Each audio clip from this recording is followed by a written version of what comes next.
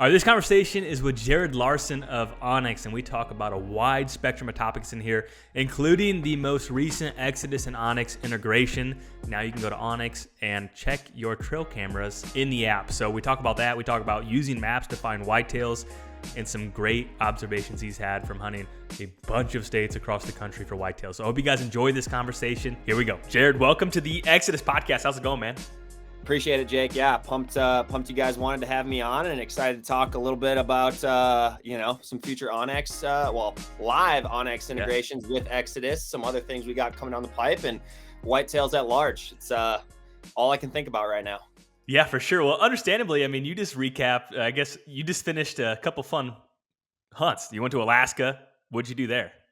Yeah, so I mean, through and through, I'm a whitetail guy, but I moved to Montana 6 years ago, and I've always, had the Western dream and that bug inside of me. And the Alaska thing, I guided in Alaska in colleges, so caught that bug pretty early. And I just went on a moose hunt, just a DIY float hunt with one of my uncles, and we ended up tagging a really nice bull up in Alaska doing the float hunt thing. And my short recap is float hunts are really hard and logistically challenging. You spend a lot more time setting and breaking camp than you'd ever imagine.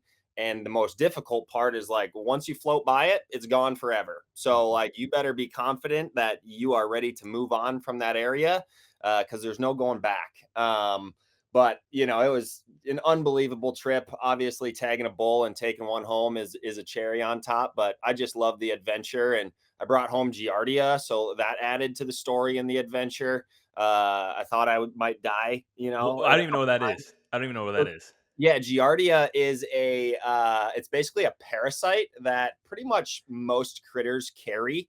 It's often referred to as beaver fever, Okay. because a lot of times, in like heavily beaver concentrated areas, there's pretty high likelihoods, but like moose droppings, deer droppings, and anything can kind of carry Giardia. And while I had a rear moose quarter on my back, I did not have the interest or energy to look for my water filtration systems. And I just dipped her right in the creek, and I paid for it. But you know what? It was earned.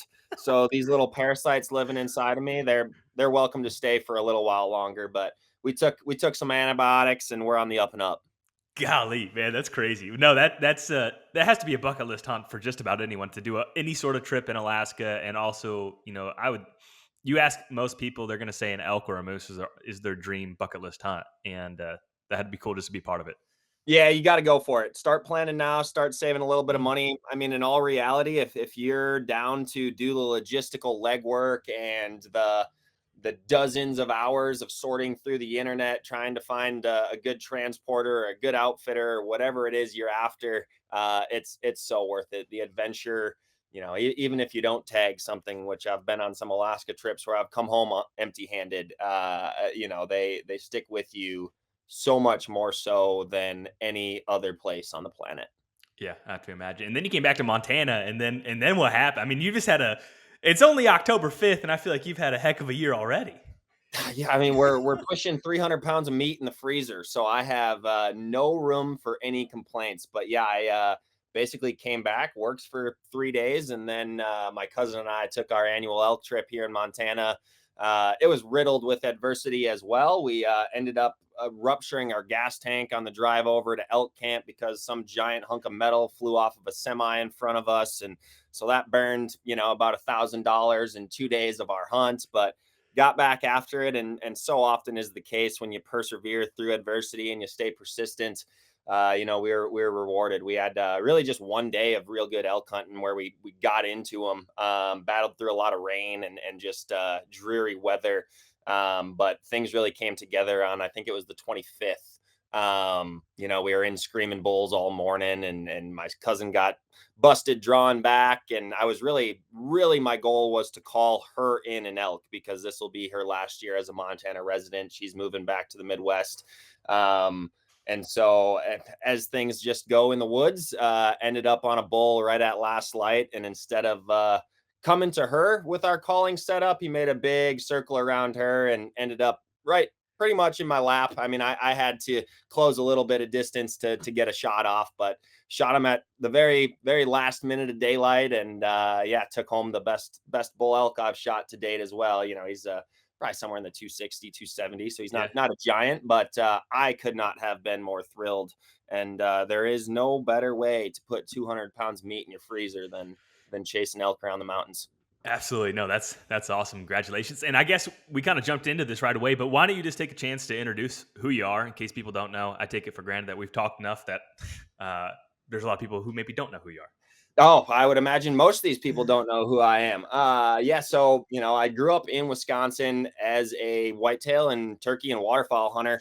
Really thankful and fortunate that I grew up in a family that was just ingrained into the hunting community. It was just, part of what we did. When it was fall, we were in the woods. And so yeah, that kind of spiraled me into actually going to college, not really for a degree, but for resident deer tags. I went to Iowa State so I could get, $30 deer tags every year. And ended up working out pretty well. I just decided a marketing degree was nice in general, and I should be able to do something with that in my life. And ended up that there was an OnX job posting actually in the customer support department, like right as I was graduating. And I was actually planning on heading back to Alaska to be a fishing guide again that summer, but through a number of circumstances, decided that I'd rather be answering phone calls and talking old men through how to use an app on their phone.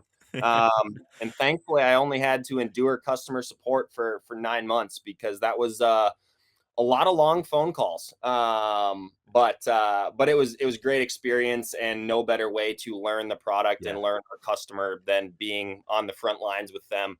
And thankfully I joined OnX, just at a great time when we were still small, but growing rapidly, and was able to shift over to the marketing team. And now I work with all of our whitetail and turkey partners, like our buddies here at Exodus, who host this podcast, turning out great content on YouTube as well. So work with all of our whitetail and turkey partners, and then lead a lot of the strategy and execution on the internal marketing side of things, working with our team to help build as comprehensive of a mapping product that we can to help folks like you guys listening be more efficient and more successful in the field. Yeah, absolutely. I have to imagine the customer service. It's one of those deals where during the time period, you're like, man, I don't know. I'm not really in love with this. But then as you go into a marketing position, you're like, okay, I know exactly the sticking points, the things that people wish they could see, and things that maybe could be a little bit more simple for a user. I mean, that's perfect integration into your new role or your new role at that time. Yeah, that was 5.5 years ago now. But it was a invaluable foot into the door to really understand our customers, their needs, their struggles, their pain points. Um, and so yeah, I wouldn't have traded that experience for anything with where I sit today. Because our first tenet here at OnX as a company is put the customer first. So every decision that we make here at OnX is analyzed from that purview, and that experience just really helped me to get a foothold and a foundation of what putting the customer first means. Yeah, for sure. So, what do you have scheduled for the rest of the year here? We were just talking a little bit about you have cameras all across the country. It feels like so. What's Well, your plans here? well, it only gets harder from here, in my opinion. I mean, I just told you this before we hopped on live, but elk and moose, the difficulty in hunting them is really the terrain in which they live, and swirly winds in the mountains, and a moose being a freaking 1,800-pound critter. Like, what do you do with it when you get it out? But there is no greater challenge than going mano a mano with a mature whitetail. So I absolutely cannot wait to start getting into some trees. In fact, this weekend I'll probably hunt some Montana river bottoms. But my schedule is I'll hunt Montana here for the next couple weeks, just public land. Got a couple decent bucks on camera, but my standards in Montana is like, if it's on public land and my heart starts thumping and my left hand reaches towards my bow, that's when I know to shoot it. Mhm. And then I'll head to Iowa. Drew an Iowa tag for the first time in 3 years. So I'll be hunting Western Iowa. I'll probably head over there on like October 22nd, sometime Okay. in that time frame. And then I'll bounce up to Wisconsin. I always make it a point to get to the home state and hunt there for a week. So I'll hunt Wisconsin, I think, from like October 28th through November 4th. couple buddies of mine and I have permission on a really great farm just through the nicest humans on the planet, and they essentially just let us pick one week that we want to go tromp around bow hunting. That's cool. So always look forward to that. It's a great camp with longtime friends. And then I'll bounce back to Iowa if I didn't kill one there in the first week, which honestly I hope I don't, because I love to drag as many sits out in Iowa as I can.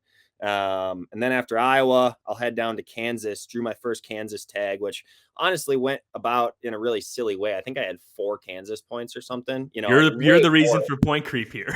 Yeah, I You're the guy. definitely am. Yeah. It was just like one of those things where I was like, oh, Kansas isn't going to quite work this year. Oh, Kansas isn't going to quite work this year. But for some reason, I kept donating them money every April. Uh-huh. So going to go to Kansas, just completely winging it, picked a spot on the map, and going to just mostly hunt walk-ins, some public ground. And my only goal for Kansas is to not crawl into a tree.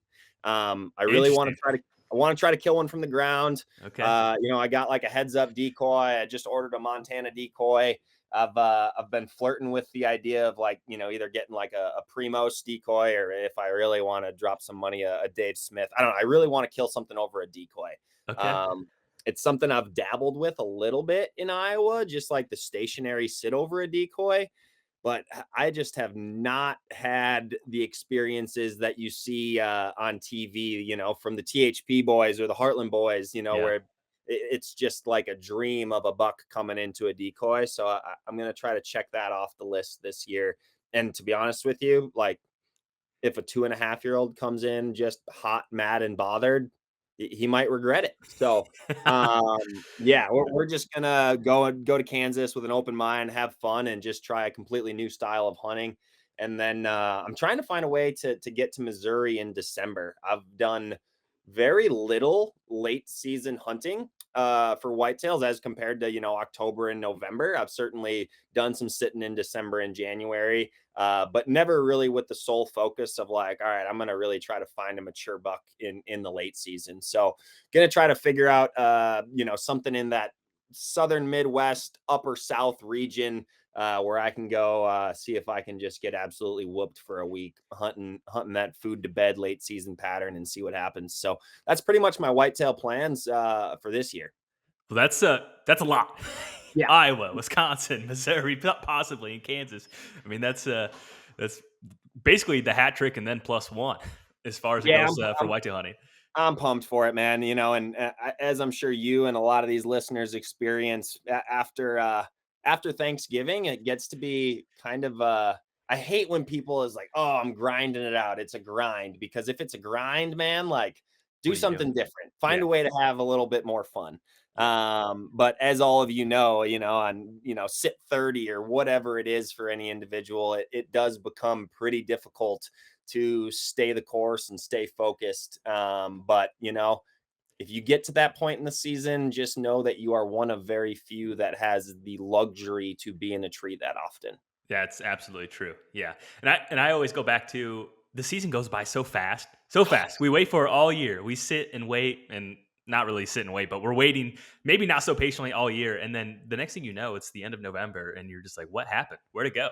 You and I were just talking about this before we came on air. Is like, you had pictures of a buck that you would have loved to have shot opening day in Iowa, and Uh-huh. like my cameras in Iowa absolutely popped off yesterday. And it was like, boy, I would have loved to been there. But like the other side of the coin is like, I don't want to shoot my Iowa buck on my first hunt or the first week Right. of season.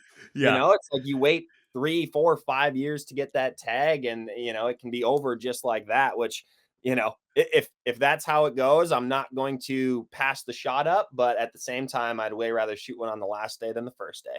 I like it. That's a good mindset. So you hunted a lot of different states in general. And what's been your favorite state to hunt whitetails, in your opinion? I mean, I hate cop out answers, and the cop out answer would be Iowa. So I'm going to avoid that one. But if you have the chance or the bandwidth or the financial resources to do Iowa, like, go do it.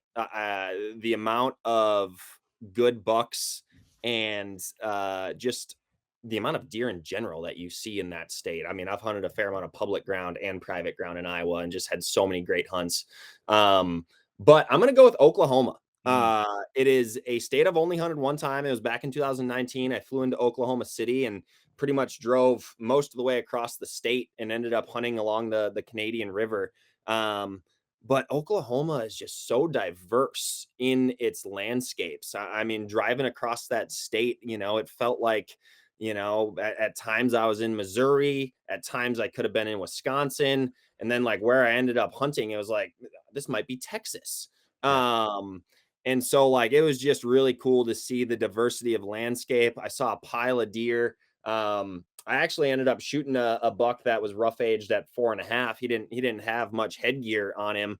But it was just one of those opportunity hunts that at the end of the day, I'm not really a score guy like anybody. Do I want to shoot a booner? Well, heck yeah, I want to shoot a booner. Hmm. But I'm out there to enjoy the experience and learn something, become a better bow hunter. And I really can't wait to get back to Oklahoma and hunt some of those other habitat types that state offers. And there's a sneaky amount of public land. And the other thing about some of those flyover states like Oklahoma and Kansas, those are the two that really come to mind. Nebraska, there is way more moving water in those states than most people realize. And I don't know what it is lately, but I'm really drawn to hunting rivers. Mm. Just the topography that they create and just the way that deer utilize those riparian habitats just is a little bit different than a lot of times where I've spent in back home in Wisconsin in big monotonous timber, or in Iowa where there's really not much water and you're mostly hunting terrain funnels and features like that along field edges and things. So Oklahoma was just like a very different experience as far as ecosystems, and it just it was refreshing to hunt in something so new and so different. So I'm excited to get back to Oklahoma someday. 2024, you think? Hey, if you want to go, I'm in. All right, we'll pencil it in. That's been on my short list too.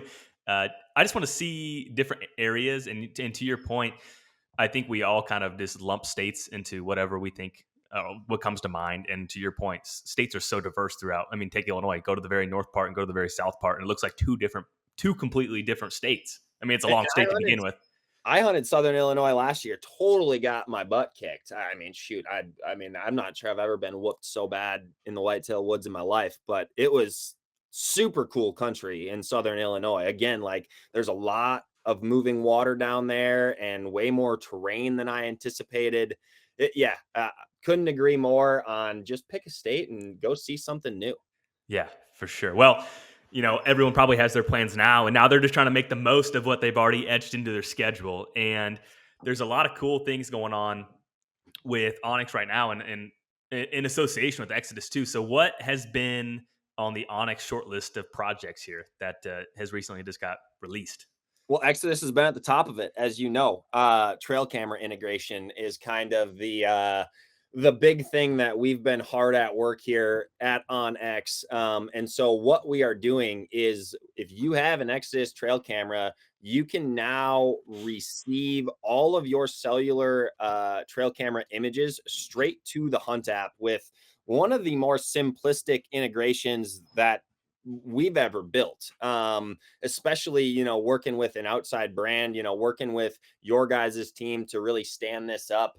I'm just super proud of how we were able to pull it together and how simple the integration is, but also futuristically speaking, how in depth and just the amount of information that we're going to be able to provide to the end user on the analytics of what your deer are doing on your property. It's not based on some collared deer study in Mississippi or some weather data that is forecasting when deer are going to move. The future of this product is really going to tell you, why your target buck Steve is, on that south side food plot camera on a consistent basis with those southwest winds, or, Mhm. whatever the case may be. We are going to help break down crucial information to help you hunt more efficiently. Like we talked about at the top of this thing, most folks don't get to sit in a tree 40 times a year to the point where they can't wait to not sit in a tree. Most folks get, you know, Couple five, weekends here and there, and yeah, 5 days of five, work, of 6, vacation.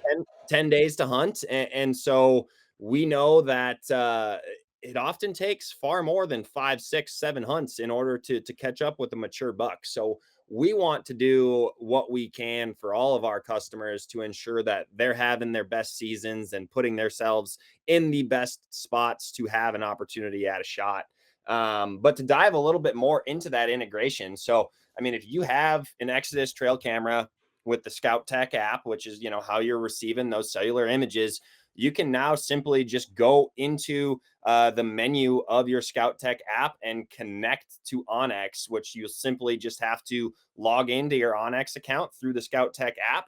And then you simply just go in and choose which Exodus cameras you want to connect to OnX. And then right from there, the back end of the communication between Scout Tech and OnX is going to drop our new trail camera icon on your OnX Hunt app, straight from your connectivity from Scout Tech. So you don't need to do anything in the Hunt app. You just need to go to your Scout Tech app, connect via OnX from your menu, choose the cameras you want to connect.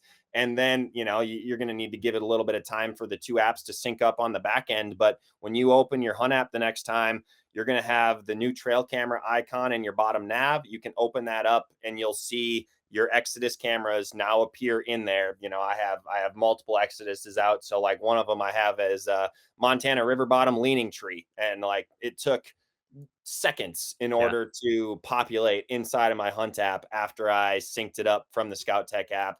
And I'm already, receiving images in there every day. And so that's really the base foundation of where we're going with this trail camera integration, is getting there with, brand partners like Exodus to send images to the OnX Hunt app. And futuristically, the problem we're trying to solve is most folks who run cell cameras have a couple brands of cell cameras. And so, with that, right off the bat, you need a couple different apps just in order to receive cellular images. And then to take it a step further, if you're a whitetail nut, which is, if you're listening to this podcast, you probably are. You're probably using a spreadsheet or notes on your phone, or some way to keep track of the important images. Now, of course, you can tag those images a little bit in a lot of these trail cam manufacturers app, but what we are going to build is the ability to fully custom tag any and all photos, create folders, whether that's by specific property or by species or however you want to do it within the Hunt app. And then we also are going to have image analysis. So for those folks that get hundreds of images a night, does, bucks, raccoons, pigs, whatever it is, we're going to have the ability to recognize those for you. So you don't have to spend 10 minutes scrolling through 200 photos to find the two photos you're interested in. We'll pull out, the bucks, does, bears, coyotes, whatever it is you're interested in, to really help you create an organized system within the Hunt app. And then even further than that, once we get the organization part dialed in and really give you the end users the ability to totally customize their trail camera experience within OnX Hunt, we are going to start to build out those analysis tools that I kind of alluded to, as far as creating filters to, let's say you want to go harvest a doe, and you want the Hunt app to tell you which trail cameras have had the most daylight doe activity over the last week. You're going to be able to kind of filter that to have OnX spit out, okay, you have 8 cameras out there. Your west side water hole and your north side pinch point, those are going to be your 2 best options. West side water hole, 5 of the last 7 days has had a daylight doe. Whereas, that north side pinch point, 7 of the last 7 days has had a daylight doe. Well, pretty quickly, you now have narrowed in where you're going to go hunt to fill that freezer. Or let's say you have your target buck Steve again, and you have 40 images of them. You want OnX to analyze the correlations or patterns that is found in those 40 images. Okay, 18 of them were in daylight. Of those 18 photos, 9 of them were on the south side food plot. 9 of them were on the north side pinch point. And then it'll start to be able to pull out, okay, on that south side food plot, 7 of those 9 photos were on a northeast wind between 7 and 13 miles an hour. And 6 of the 9 on the north side pinch point we're on a southeast wind at, 4 to 6 miles an hour. So right there, you have a better understanding of like, okay, if this deer's on the south side of my property with a northeast wind and the north side of my property with a southwest wind, like that gives you an idea of how he is utilizing his core area and bedding in different locations based on wind direction. So that's just a high level example of the direction that we're going with this. But really, again, it's analyzing the deer on your property to hopefully help you be more efficient in the time you do have to hunt to be in the right spot. Because as we all well know, I mean, a mature whitetail is, in my opinion, the absolute hardest, most wary critter you can try to put a tag on in North America. Hmm. Bold take, but I think most people would agree with you. I'll stand on it. I'll stand on it forever. I mean, elk are pretty boneheaded, man. I mean, honestly, I mean, you try to get a mature whitetail at 20 yards on the ground and get the full draw standing up, never going to happen. So I just think all the help that we can provide while remaining ethical in the whitetail woods, I'm here for it. Yeah. And I think these are things that most people have probably had in the back of their mind at some point. Like, why hasn't anyone done this? Why, this would make so much sense. This would be so helpful. And I think what you laid out is what people would love to see instead of having to have a spreadsheet and all the literal manual data input to come up with some of those conclusions and just look at it in a snapshot and get an idea. I mean, that's really powerful. Yeah, I mean, it's exciting. And I mean, like, it's almost eh, sometimes I really enjoy sitting there with a spreadsheet and like looking at, trail camera photos for 2 hours. But if I told you I was going to miss it once we have that process simplified, I'd be a liar. Because anything that I can do to make myself more efficient and spend less time staring at a screen and more time sitting in a tree, I'm in for. Yeah, absolutely. And so the make sure you update your Scout Tech app if you're trying to do this right now. Once you do that, you'll see that button in there, and it is really easy to do. I mean, I did it probably in 10 seconds, and then boom, you go into OnX and your pictures are there. So really, really cool. And to your point, with people having different manufacturers, one place to check all of your cameras, and more likely it would be fun to know the screen time percent. Like I know my screen time in some of these apps just drastically increase the deeper we get into season. So you're already spending, I don't know how many hours I'm spending in OnX a week already during deer season. So it'd be awesome to pop down there and check pictures too. Yeah, I'm super excited about it. And honestly, for those of you listening, after you guys connect your Exodus cameras, I would love to hear feedback. I mean, my email is just jared.larsen@onxmaps.com. So if you guys are listening to this and you check this out and you have feedback, send it directly to me. I'd love to hear it. Because at the end of the day, that's how we're able to build our best product is listening to you guys and understanding the way you guys want things to work and what works for you and what makes you more successful and more efficient. And that's how we really iterate on our product 100% of the time is based on customer feedback. So I mean, what you're seeing right now is a lot of really fast work that is going to get prettier. It's going to get cleaner. It's going to get more comprehensive. But we wanted to make sure that we had this live for the bulk of whitetail seasons for 2023. So we could collect feedback and we could get those improvements that you guys want to see within the app. So we can just continually make a better and better product that is as usable as possible. Yeah, for sure. Is there anything else exciting that's been released here by OnX? Yeah, so we actually released a bunch of pretty cool stuff here over the last few months. I mean, like CarPlay, if you've been living under a rock, that one has been out for a little while. But if you have the ability to use Apple CarPlay in your rig, uh, it's such a simple thing, but I use it all the time now. Like every time I hop in my truck, it's just like, yep, pulling up CarPlay. And just a really easy way to see the map, safer driving too, for sure. I don't have to OnX and drive so much anymore.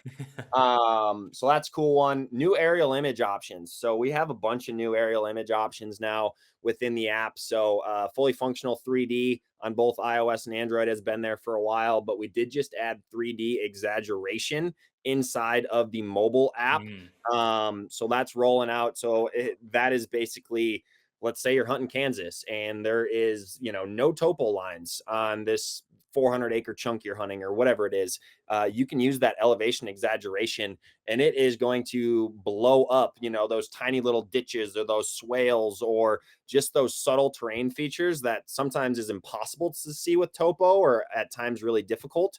So that one I use a ton in the whitetail woods.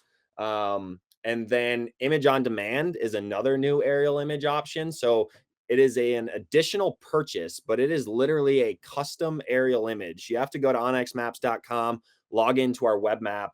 But you're able to, it's essentially the size of our highest detail offline map. It's roughly like 3 miles by 3 miles, something like that.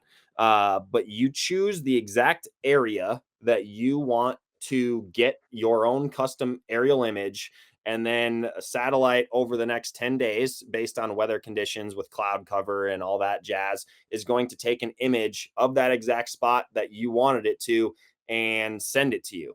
So it's going to be days old by the time you get it. It's only going to be connected to your account. It's going to be something that you can turn on and off when you want to see that really fresh look.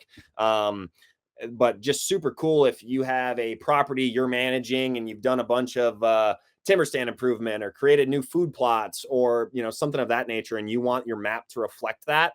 That's a really cool way to get the most updated aerial imagery possible. And another one is recent imagery. So it is a low resolution, high frequency image. So every 2 weeks, the entire country gets updated with a new aerial image.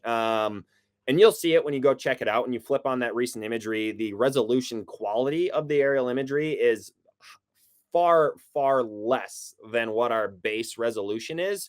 But it's a great way, again, to see a clear cut that was done in the woods of PA last year, creating those very obvious edge habitats, or just to see vegetation growth or loss as far as like tree cover and what there are for leaves on trees in mid-October versus the end of October on a spot that you might be heading to an out-of-state hunt, or seeing if a crop field has been harvested, things of that nature. Yeah. The recent imagery has been super helpful with. And then the last one in the app is the new compass mode plus rangefinder. So if you tap on the little location crosshair in the bottom right hand corner of the app once, it's going to bring you to your location. If you tap on it twice, it's going to give you what I call your little sight cone that then turns as you turn your phone and shows you the exact direction you're facing. After you do that, a little compass is going to appear in the bottom right hand corner, a little compass rose icon. If you tap that, it then gives you your exact directional bearing with a compass at the top, as well as a dashed line, essentially eliminating the need to use the line distance tool. That when you zoom in and zoom out, it dynamically shows you hashed distances on your whole screen. So a super easy way to say, okay, from here to the truck is a 200-yard walk. That's going to take me 9 minutes to get to my tree stand, or, quickly measuring, all right, this potential stand location is 65 yards from where I believe this buck is bedded. That's how close I got to be to get him in daylight while he's still walking here in October when he's only awake in daylight for 30 minutes and probably only moving 70 yards. There's a plethora of use cases for it that when you flip it on, you'll find ways to use that compass mode. I end up using it so much more than previously. Yeah, I love the recent imagery idea in terms of keeping an idea on when crops are coming out too, especially this time of year. If you're planning a trip, I mean, that's going to change your hunt strategy more than likely, more than what you would realize if you go and see that with your own eyeballs in real time. You can at least start thinking about what you could be doing instead. So that's really a lot of really cool stuff there. Saves so much time. Like the first thing I always do when I get to an unknown area is just put on a bunch of miles on dirt roads, and just understanding what's where, and what the crops are doing, what vegetation types. Of course, like it's not going to tell you where the trucks are parked. Unfortunately, it's not quite that good of aerial imagery, but it definitely will save some time on just figuring out what's what in a new area. Well, is that the next thing? Recent imagery is going to pool public lane parking spots, and AI is going to identify the amount of trucks and when the peak activity is. Wouldn't that be something? That'd be crazy. Yeah, I'm not even sure I don't really want to get to that point. It would be, yeah, because then people could figure out. Yeah. Anyhow, getting in the weeds. So you've traveled all across the country hunting for whitetails. We talked about that a little bit previously, but what have you noticed how deer behave in different states and what they tolerate and don't tolerate? Is there a big delta in how each whitetail kind of behaves in each area? It's been a blessing to be able to sit in the woods with whitetails in different parts of the country, and I have such respect for these animals. I mean, they can make a living anywhere. And so, like, having hunted them for the last 6 years out here in Montana, they are such a different critter than they are at home in Wisconsin, and even from Wisconsin to Iowa, they're different critters. And then you talk about the South. I've hunted in places like Alabama and Mississippi over the last few seasons, in Louisiana, and it's an entirely different animal there. And so I'll elaborate a little bit here. Like in Montana, they're like herd animals, man. Like you see one deer, and more than likely there's 20 behind it following them. Like it is so weird to me when you see 75 whitetails in an alfalfa pivot in Montana, because like when you're driving down the road in the Midwest, if you see 12 deer out in a field, like that's a pretty full field of deer. Whereas in Montana, I can't tell you the amount of times that I've driven by an alfalfa pivot that has 100 whitetails in it. And they're also just way less wary. There's a lot of open space in Montana. They feel as though their eyes can really do a lot of their danger assessment for them. Where, again, in the Midwest and in the South, in those thicker habitats, they're so much more reliant on their nose. And so I feel like I've been able to get away with a lot dicier wins here in Montana, because they seem to trust their eyes more than their nose. And then I'll bop to northern Wisconsin. I grew up going to northern Wisconsin, every gun opener, and hunting a fair amount, bow hunting up there just on public land in the big woods. And those deer are like crack addicts, man. Like, they take 2 steps and then they look around for 60 seconds. And then as a 1.5-year-old buck, they're doing Uh that. huh. And you have slightly the wrong wind and they get a tiny little whiff of it, even running in ozonics. They're like, I don't know what that smell is, but I'm going to the next county. And so, like those deer, I think, are some of the wariest that I've hunted in northern Wisconsin, in those big woods habitats where there's 800,000 people taken to the woods on the third Saturday in November. So they got to have some increased sensory, tells to get them out of the woods and into some safety cover. And then, like deer in Iowa, like the callability of deer in Iowa is so insane as compared to every other place I've hunted. There was one instance 3 years ago on my Iowa tag. I rattled 5 separate bucks, came Whoa. into a rattling sequence at the same time. Like I went from no deer, and it was like 11:15 in the morning. I went from no deer in front of me to having 5 bucks in a matter of 120 seconds. And it was, I have never found anywhere that holds a candle to the callability of deer in Iowa, and just their aggression and their interest level and their social activity with other deer. Like Iowa stands in a category of its own, in that regard, in my opinion. And then, you go to the South where so much of the hunting is predicated on sitting over bait piles. And, I'll bring up crack addicts again. Those deer are kind of like my northern Wisconsin deer. Like they know who put that bait pile there.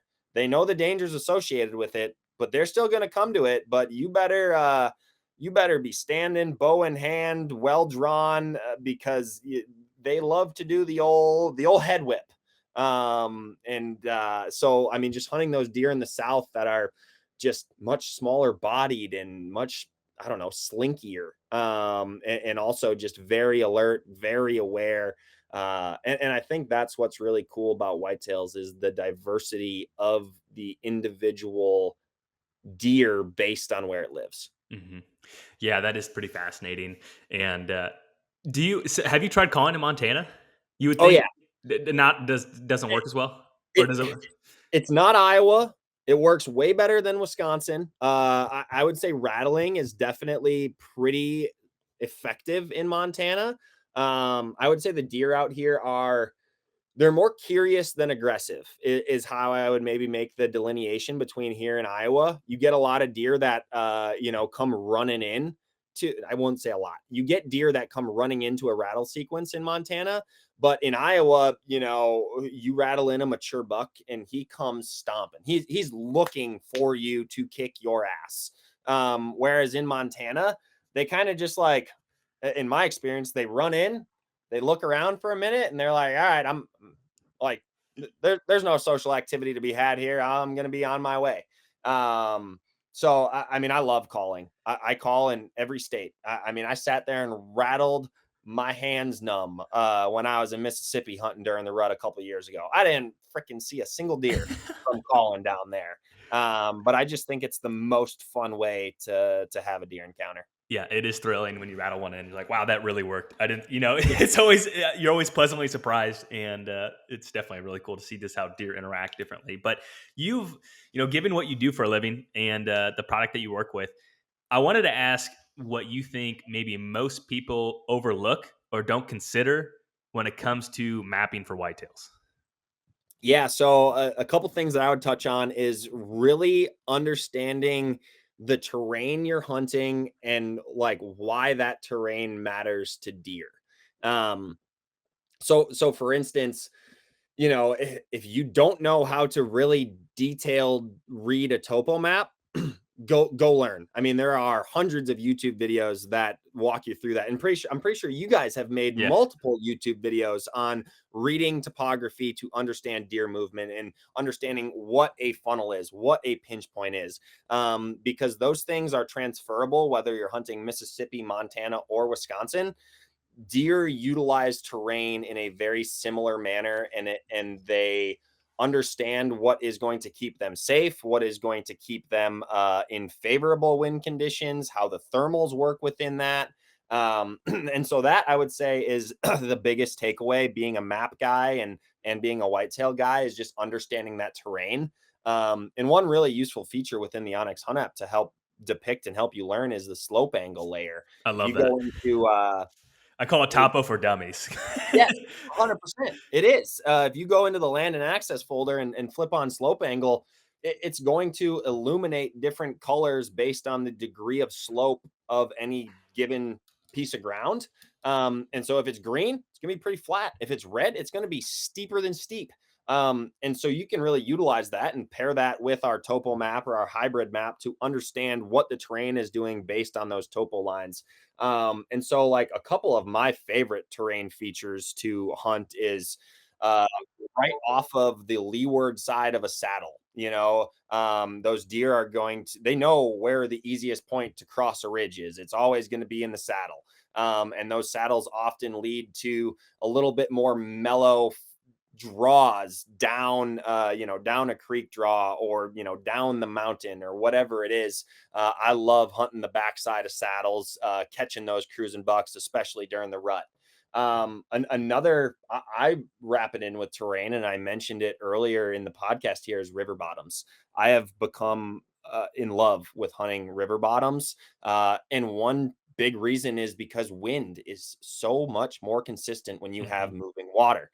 Like, even if I have a 2-mile-an-hour wind out here in Montana and I'm in a river bottom, I know where my wind is going. It's going to be consistent. It's going to be dropping down into that river. And so often you're able to hunt an edgier wind, or, what a lot of guys maybe wouldn't hunt that wind. If you are near moving water, you can kind of cheat the wind direction in a lot of regards. So that's something that I've really found a lot of value in, and it holds true next to like a lake or just a large body of water in general. They often really affect the way the wind works, and often will just give you a lot more room for error than in other places. The other thing, which I'll get here maybe a little bit too early after you asked me to break down this buck that I shot, but is copy and pasting the terrain that you've had prior success in to new areas. Mm. Like it's deer are deer. They love habitat diversity, they need water, and they need food. So if you have an area that you found a lot of past success in, whether that's public ground or private ground, if you analyze that topography, you analyze, that habitat, that vegetation, and you can find similarities to that exact spot in other spots, there's a high likelihood that it's going to hold deer.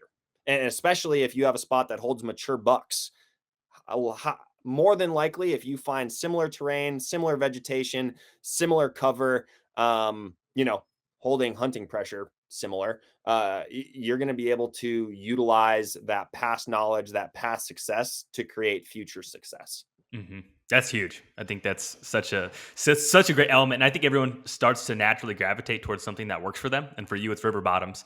And once you walk different farms or different areas, and a trigger usually goes off in your brain, like, "Oh, this reminds me of this other spot," and that's I assume exactly what you're talking about. 100%. Yeah. So, and then what do you do if there's no terrain? So we're talking about hunting terrain features, and let's say someone's hunting an area where, like, man, there's no creek, there's no river, and we'll just make this real boring. 100 acres of CRP with, I'm just going to say, very slight rolling terrain. So it was steep enough where they didn't want to farm it anymore, but they put it in the CRP. So the no terrain, I think, is maybe the hardest way to be successful. And again, I'll go back to like the 3D exaggeration. If you can find me a 100-acre parcel pretty much anywhere in the country that you do not see a change in the land groundscape when you go exaggerate our 3D, I'll be impressed, because there's always a small ditch or a small swale or something, and those deer know it and they use it to their advantage, whether that's they're traveling in the swale to be out of sight from a road, or sometimes they might even bed on the edge of that little swale to give them cover off their back based on the wind direction, and then they can kind of smell from one direction and see the other direction. But my go-to is when there is not a lot of terrain. You need to really observe before you hunt. And whether that's with cameras, I've gotten real creative on putting cameras on some jimmy rigged stake systems, or like plopping them up on a bush versus like a real tree to get intel in some of that terrain that otherwise is not real camera friendly. Hmm. Um, and then sit on the road that's a half mile away and glass that terrain for 2 evenings before you hunt it, to understand where deer are getting up from their beds, or where they're coming from, or why they're moving into that piece of topoless terrain that they are utilizing for whatever reason it may be. So often, when I was younger, this was 100% me, and folks that just don't get to hunt as much as we do, they're so excited to hunt. You can't kill one if you don't have your bow in your hand. I wholeheartedly get that. But the amount of value that I have gotten from being patient and observing and scouting more than you hunt at the front end of a trip so often leads to more success. Hmm.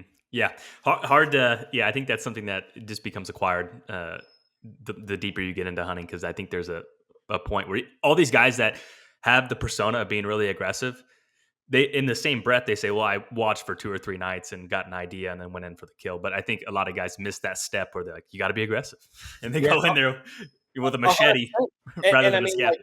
like, it doesn't even have to be observation. Our mutual partner, the hunting public, I mean, they do this better than anybody Hmm. as far as scouting and looking for hot sign and not hunting until they find it. And hot sign can be seeing deer. Hot sign can be fresh droppings, fresh rubs, fresh beds. I mean, hot sign comes in a lot of forms, but that is where you need to be in order to be successful, especially earlier in the season. The rut, sometimes all bets can be off. Of course, Hmm. you want to find hot sign and you want to find where those doe groups are bedding.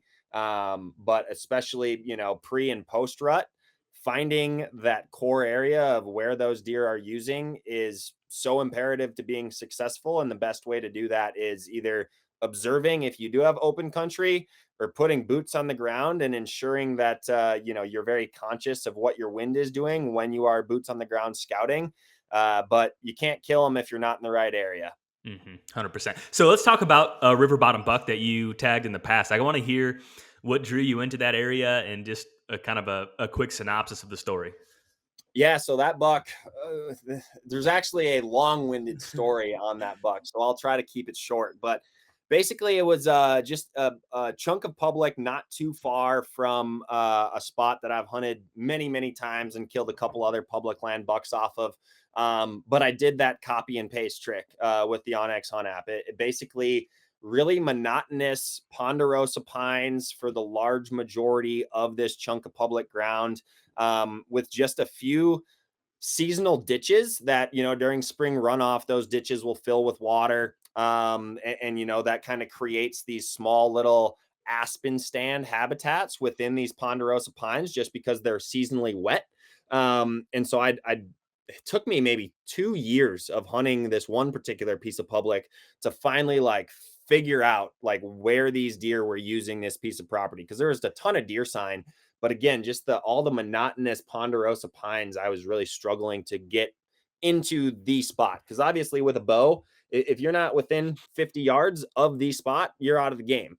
And so I finally figured it out, killed a couple bucks on this piece, and it was about a 4-acre chunk inside of a 600-acre piece of public that was productive. Hmm. And as I said, it took me 2 years to figure that out. Where, I had a couple of these seasonally wet ditches that met and kind of created like a turkey foot, like you so often hear of people when they're talking about, hilly terrain and, big draws of having a turkey foot.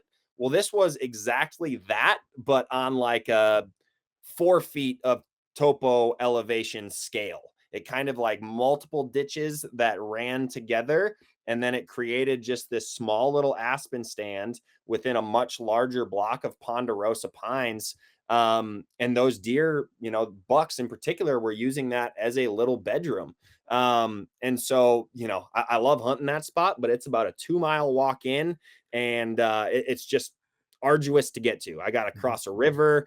And so I was like, man, I'm looking for a little bit of a lazier man's hunt today. And so, I was looking at other pieces of public, and just on the map, I mean, it was nearly identical on the map. A lot of ponderosa pines, multiple of these little seasonal ditches coming together, clearly a different vegetation type, just looking at the color of the aerial imagery on OnX. And I was like, that little aspen stand, there is no way there's not a buck bedding in there. And so I walked in there completely blind one evening. I'd never set foot on that piece of public. And I crawled up in a tree, and I literally watched this buck stand up out of his bed. I had crawled up in my tree maybe 60 yards from him. And that buck stood up an hour and a half before daylight, or before dark.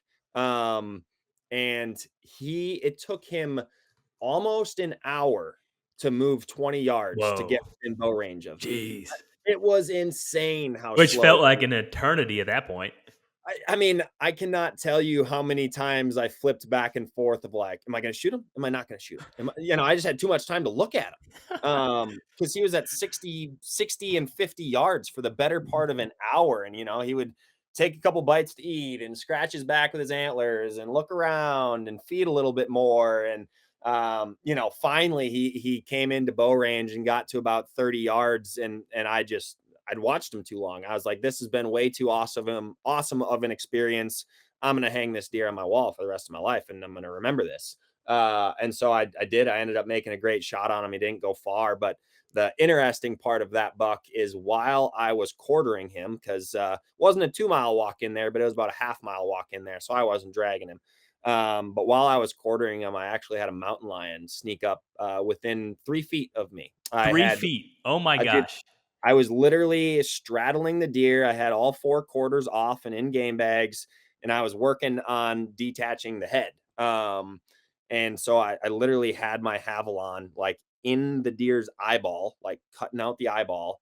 My blade breaks, and I just had one of those inherent sixth sense feelings that I was being watched. And I kid you not, Jake, I turned around with my headlamp on, and there was a mountain lion. Like, if I would have turned around with my arm outstretched, I would have smacked him. And he whirled when I turned with my headlamp. And and I mean, I felt the wind from his Oh tail my as it, gosh. like, brushed my face, and he just took 1 bound. He took 1 bound from 3 feet to 3 yards, and he turned around, and he literally just stood there looking at me, pitch black by myself. I'm screaming hysterically at this point, and, like, I just reached back into the brush where kinda my stuff was, still straddling the deer with my broken knife in my hand, and I felt one of my climbing sticks, and I just hucked it at him. And he ended up bounding, from 3 yards to 15 yards, and I can just see his glowing eyeballs through this little aspen thicket. So that was pretty unnerving. I refer to that buck as the mountain lion buck now. Jeez. And for a while, I was really mad at mountain lions, man. I wanted to kill them all for about 3 days. I feel like you're probably 10 seconds away from getting mauled. Dude, I have no I my gut feeling is that he was there watching me for not an insignificant period of time. I have no idea how long, and I'm not really sure that he was. But I mean, that cat could have killed me if he wanted to. So after about 3 days, I was like, you know what? I actually don't ever need to kill a mountain lion because I pretty much owe my life to that one because he was just patiently waiting his turn. Yeah. Oh my gosh. That is crazy. That's how was the walk out with the quarters? To be honest with you, I moved those quarters away from the carcass, hung them as best I could with the hysteria that I was in, and I got the hell out of there for the night and came back the next morning to get the meat. Which regrettably, he had actually pulled down one of the rear quarters from this branch that I had hung it on, just ate the game bag, and like 80% of the rear quarter was completely consumed. But the craziest part was I went back and investigated I went back in with a 12 gauge the next morning, so i Uh-huh. was i was well equipped. But he completely covered the carcass with grass. Like, you could see all of the grass around the carcass. He'd bitten it up and clawed it up with his claws, Mhm. and if somebody walked by within 3 yards of that carcass, they would have never known there was a deer carcass there. And he didn't take a single bite of the carcass. Not one nibble that I could find. Just covered it with grass. Bastard stole one of my rear quarters and made hay for the next few days eating on the carcass. That's fascinating. That is really crazy. Well, yeah. Hopefully, no more experiences like that because I think that would spook anyone It, beyond it belief. yeah, I'm not as excited to solo cut up critters in the darkness anymore. I don't blame you. I don't blame you. So, obviously, that was an evening hunt, Yep. but what are you an evening or morning guy for hunting mature bucks? Give me half of the mornings. If you're going to offer me mornings versus evenings, I'll take 2 mornings over 4 evenings. I don't really know why. I just seem to have all of my success in the mornings. That is the singular, the singular whitetail buck that I have ever shot in the evening. Um, like I just am so much more successful in the mornings. I like sunrises more than sunsets. Um, I really don't know why that is the way it is. Maybe I just suck at hunting in the evening. But I also prefer to hunt timber or hunt cover versus hunting food or a food plot, Mhm. which generally lends itself to mornings versus evenings. But yeah, give me the mornings. What Uh, about you? Are you hunting mornings or evenings? most of the bucks I've shot have been mornings too. I mean, I don't know what I would trade, but I would love just to live in a world where it's a November morning every single day of my life. Same. I love I And love I that mean, time of hell, year. you can even keep the first 2 hours of the mornings. Give me 9 to noon. Interesting. I haven't had I mean, I've shot. What? So you have better luck at 9 to noon? You think? Immensely. Interesting. Yep. And this is like during peak rut. You think where Yeah, they? Yeah. generally speaking, during the rut, if I Sure. can choose a day to hunt, like, I am not one of those guys that's gonna choose early October or opening day when deer are still more on a pattern. Like, I want hot and heavy action, and sure, do I target sole, singular, particular deer on some hunts? 100%. There's Sure. nothing more fun than going mano a mano, but at the same time, I also really just love I love to let my heart thumping determine if I'm going to shoot a deer or not, and some Mhm. of that unknown of like who could show up. Um, And so that's why I love hunting the rut. It's just like you never know what's going to happen. But yeah, those 9 to noon hours. And I we're going to touch on this more, I think, but full moons. Um, there's a lot of interesting data out there from the National Deer Association and all of their research that they've done in conjunction with Mississippi State and University of Georgia and all these other, deer research university labs that will tell you moon phase is meaningless. It has no effect on deer movement. They'll also tell you cold fronts have no effect on deer movement and are meaningless based on those GPS studies of collared deer. And as a hunter, anecdotally, I just can't get on board with either of those things. Hmm. A, because it keeps it interesting for me, and B, just from my personal experience. But hunting a reasonably illuminated moon, largely waxing or lowly waning, or that full moon, those late mornings, for whatever reason, I seem to just see an uptick in activity. Mature bucks getting on their feet, 8:30, 9 a.m. and cruising for an hour or two, looking for that next estrus doe. I've had a lot of really, really good hunts up in the timber, hunting those leeward sides of saddles, in those funnels, in those pinches where you're going to get deer traveling, from whether it's one big egg field over a ridge into the next, or, whatever it is, where they're searching for that next group of bedded does to scent check. I love a full moon late morning, man. Interesting. Well, I need to pay more attention to that. We had Dr. Bronson Strickland on here not long ago, and Oh I yeah. asked him the same question about the moon, and same thing you just said. There's just nothing that indicates that it impacts deer movement, and I said, well, what's the threshold? Is it like 1% or like 2% no impact, or is it 5%? And he's like, well, at what point does it become significant? I'm like, well, maybe 5%. I think is the threshold. So um, I do think. I wonder if we jump into a time machine 20 years from now or 30 years from now, if some of the data or information will be different, and maybe some of the data that OnX is getting through the camera information may disprove some of this stuff. I don't know. Well, and like we absolutely have plans to show, correlations of, your photos based on what the moon phase is. Yeah, There's a reason why it's talked about on every deer hunting podcast and yeah, every deer hunting magazine. Anywhere you search online with moon phase and deer, it's going to tell you something. Maybe it's because whitetail hunters are just a little freaking nutty, because, you for don't sure. Yeah, very very seldom do you hear about the moon. Once in a while you'll hear a big waterfowl guy talk about night migrations with the full moon, and once in a while you'll hear an elk guy talk about, oh man, the elk were screaming all night last night with the full moon. But you do not ever get the nerdy, in-depth, moon fanatical people in any other species other than whitetails. And that is my favorite thing about being a whitetail hunter, is we're the nuttiest, we're the most superstitious. We absolutely. like we try to play dear God on our properties by building all of this habitat and trying to control their movements. And I just think that's what makes it fun and makes it all consuming. Yeah, absolutely. So, you guys usually release an article every single year about rut predictions, and I think you would do a big part of organizing that. So, I want to get your opinion. What's your rut prediction? And then also, I'm curious if past rut predictions, because you're asking some really sharp hunters on there what they're thinking, and a lot of I guess tell me what themes you see from from all the people you talk to, and then I want to hear your take as well.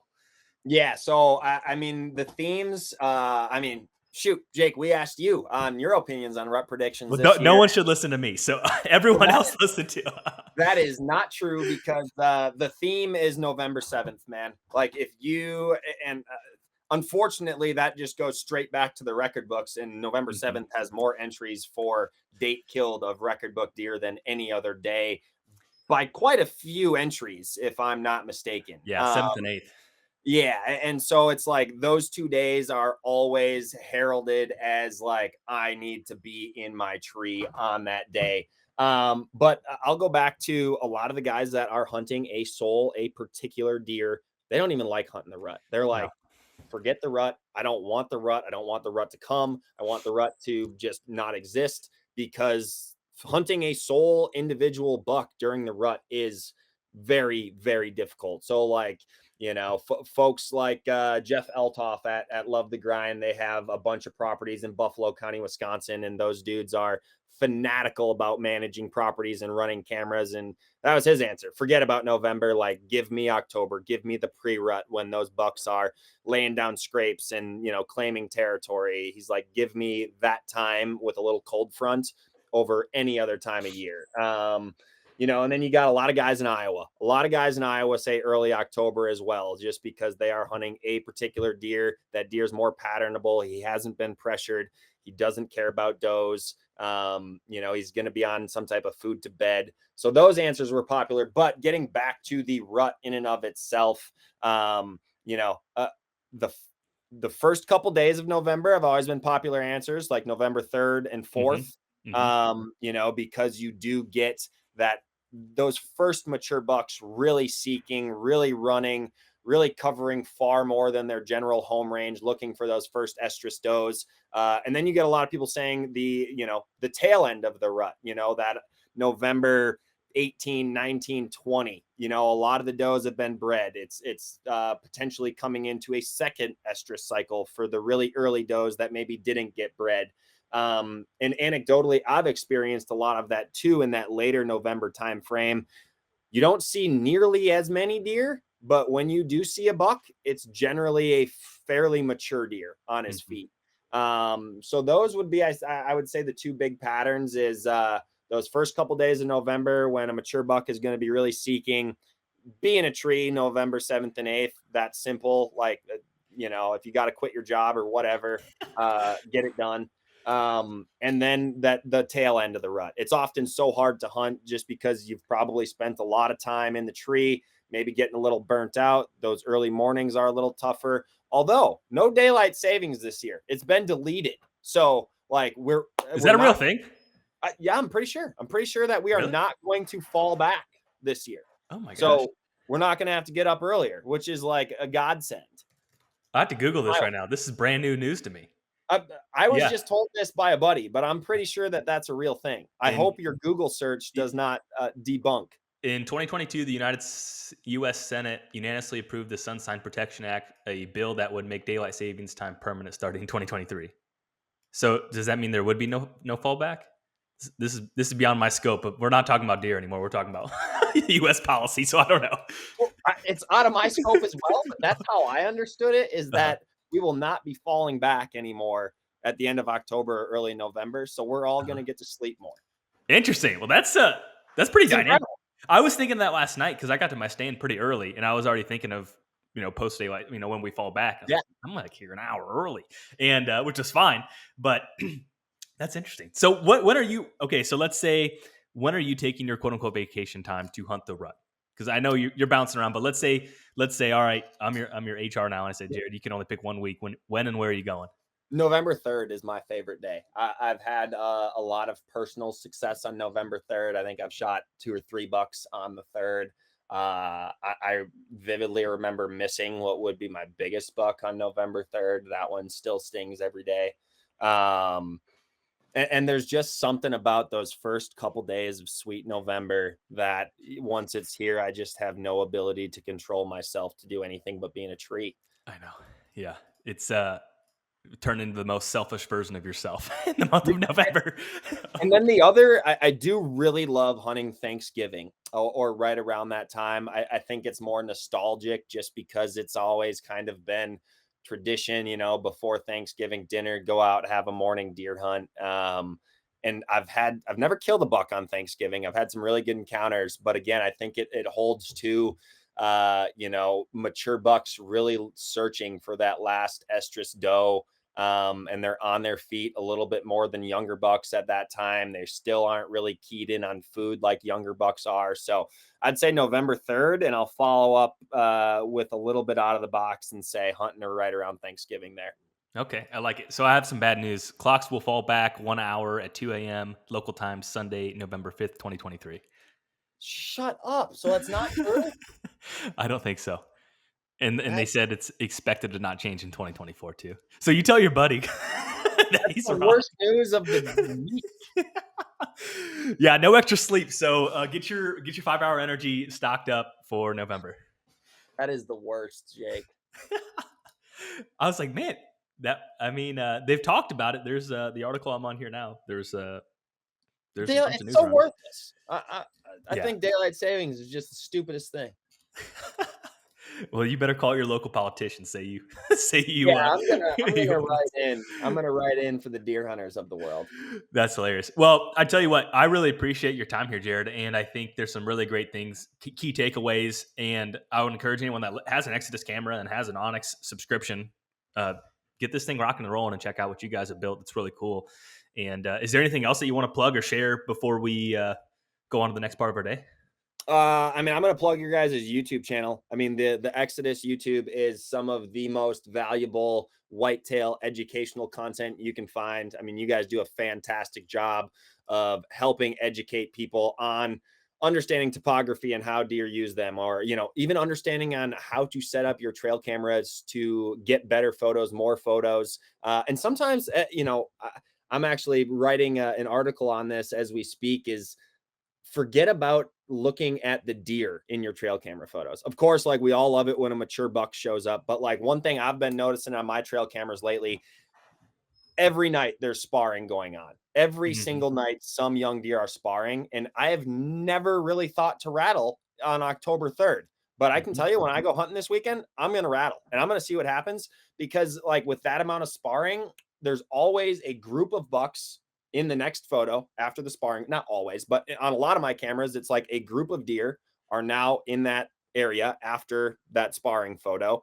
Mm-hmm. So, like, that's something that's interesting. Pay attention to, when does are entering a food plot, or, when does are exiting a food plot, or things of that nature, because that intel becomes incredibly valuable down the road to understand, okay, if this group of does is coming into this food plot between 5 and 5:30 every single night, like that some deer are going to know that during the rut, and there's going to be bucks coming to that food plot at that same time.